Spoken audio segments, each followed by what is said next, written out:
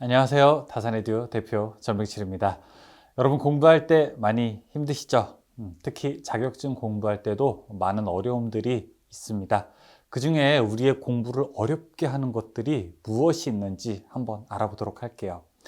이 아래 나와 있는 이 연구 논문을 중심으로 제가 여러분들께 자격증 공부를 목적으로 하였을 때 무엇이 과연 우리를 많이 힘들게 하는지 하나씩 알아보면서 여러분께서도 혹시 이렇게 힘들게 하는 요인들이 내가 앞으로 어떻게 잘 슬기롭게 극복할 수 있는지 함께 고민해 보는 시간이 되었으면 좋겠습니다.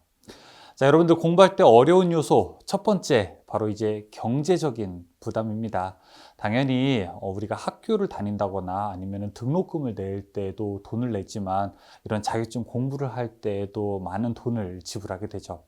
응시료와 같은 아주 작은 비용부터 여러분께서 만약에 학원을 수강한다거나 인터넷 강의를 수강한다거나 혹은 책을 한 권 사더라도 여러분께서 비용을 지불하셔야 되는 그 경제적 부담감은 아주 큰 요인 혹은 아주 작지만 분명히 무시할 수 없는 요인이 됩니다.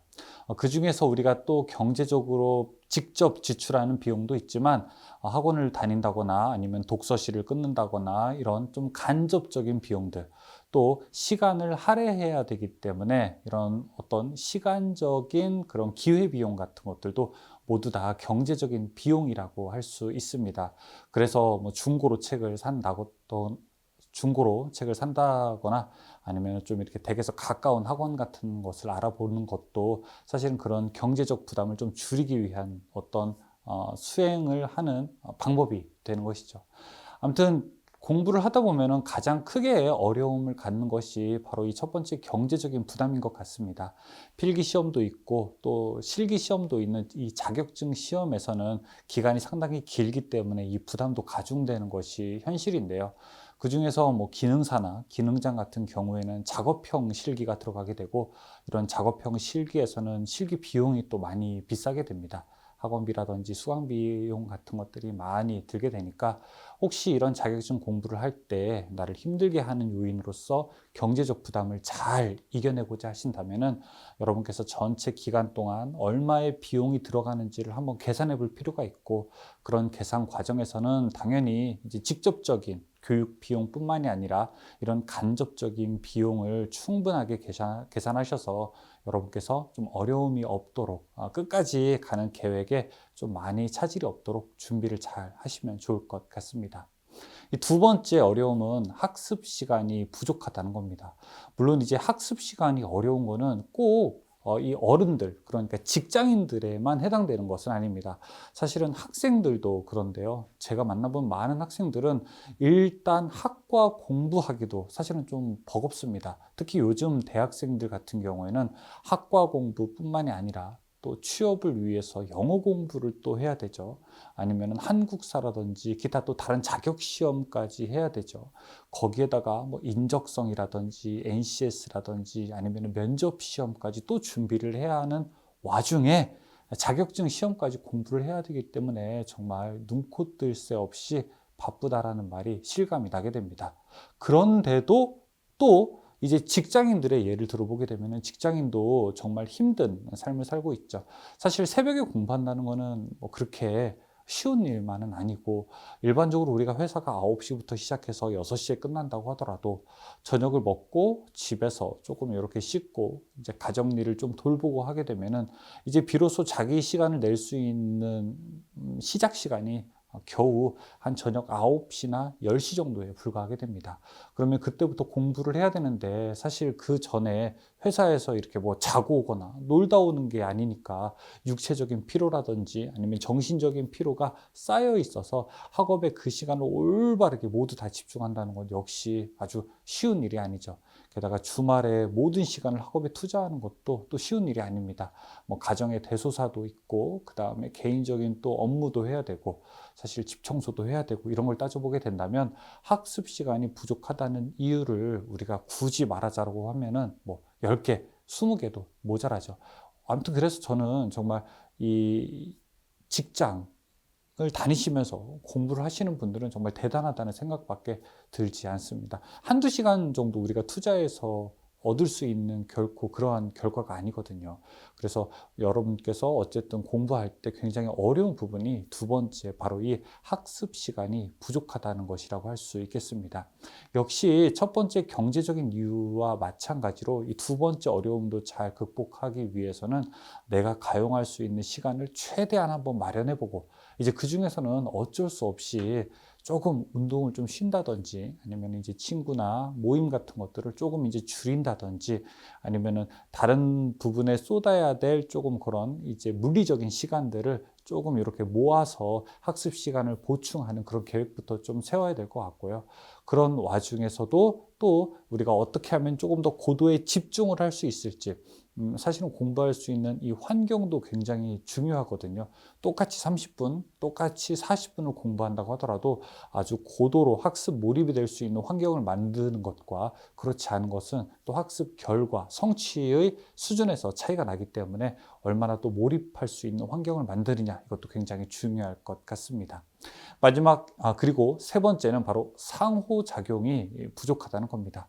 실제로 많은 분들께서 이제 우리가 코로나 시대를 맞이해서 굉장히 비대면으로 학습을 많이 하고 계십니다. 예를 들어 책으로 공부한다거나, 아니면 이렇게 유튜브나 인터넷으로 공부한다거나, 아니면 이제 온라인 강의를 청취하시는 분들도 많이 계시는데요.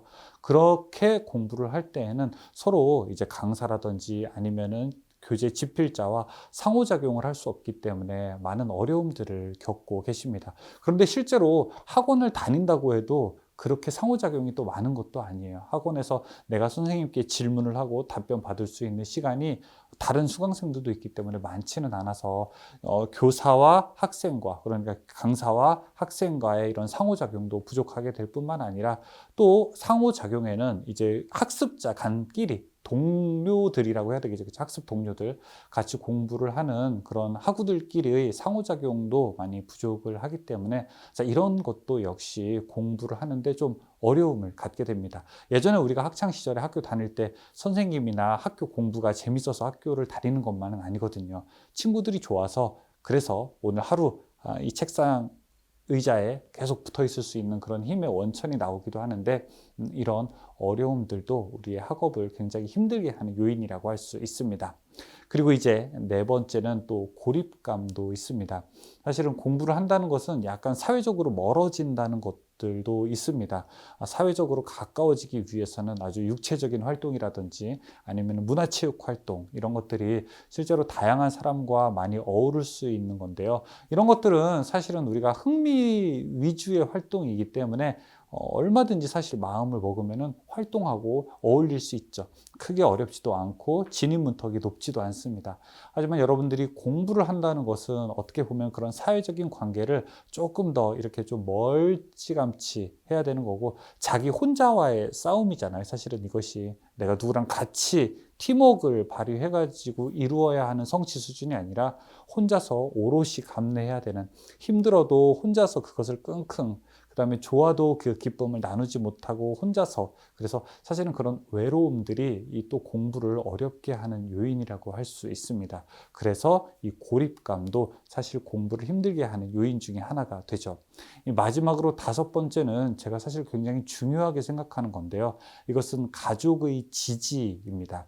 가족의 지지가 굉장히 단단한 분들을 만날 때면 굉장히 행복하겠구나, 이런 생각을 하게 됩니다. 뭐 아빠 힘내세요, 뭐 엄마 힘내세요, 아니면 여보 뭐 자기 힘내, 꼭 이번 시험에 잘 해봐 라는 그런 격려 문자라든지 편지 같은 거 저한테 보여주시는 분들 계세요. 그런 분들이 이렇게 편지나 문자 보고 있을 때면은 정말 와, 되게 부럽다라고 이렇게 생각될 정도로 굉장히 화목해 보이고, 그 다음에 이제 그런 격려를 받으신 분들은 얼굴에 확실히 힘이 있다는 것이 느껴지더라고요. 이런 가족들의 지지를 받는 분과, 그렇지 않고 가족들에게 이렇게 안정적인 지지를 받지 못하시는 분들도 계세요. 아이고, 지금 때가 어느 때인데 이런 공부를 하느냐, 아유, 이 공부의 끝이 어디겠느냐, 뭐 그거 해서 뭐 하겠느냐, 뭐 그런 가족들은 굉장히 적어요, 상대적으로. 그런데 여기서 가족이라고 하는 것은 꼭 이런 생물학적 가족들 뿐만이 아니라 여러분들의 일상을 함께하는 사람들, 그러니까 예를 들어 회사 동료가 될 수도 있고, 혹은 이제 친구가 될 수도 있고, 또 혹은 이제 애인이 될 수도 있고, 이제 그런 분들이 주변에서 하는 이야기들, 친구나 가족들이 한번 해봐라. 잘하고 있다. 야, 그거 힘든 시험이라던데, 혹은 야, 그거 시간 보통 뺏기는 게 아닐 텐데, 정말 잘하고 있다. 이렇게 격려하는 것과, 아유, 그거 해서 뭐해.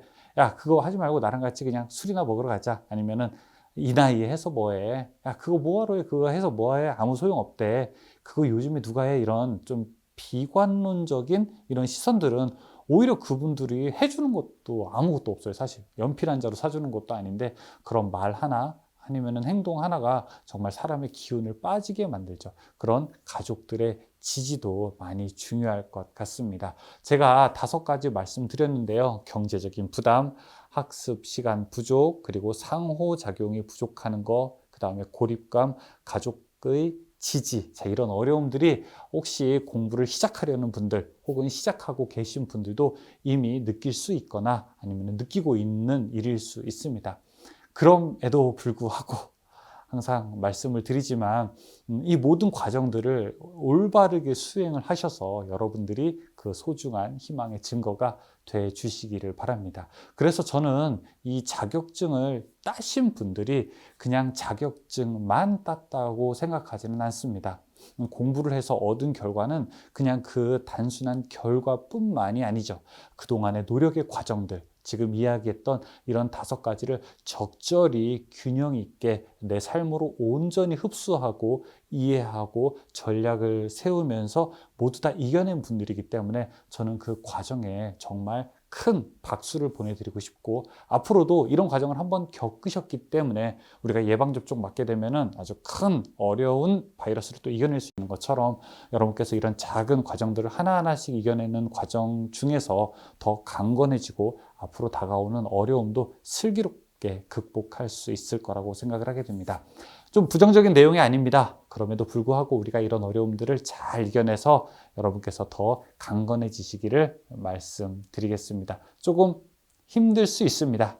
그래도 우리 한번 다 같이 잘 이겨내보죠. 감사합니다.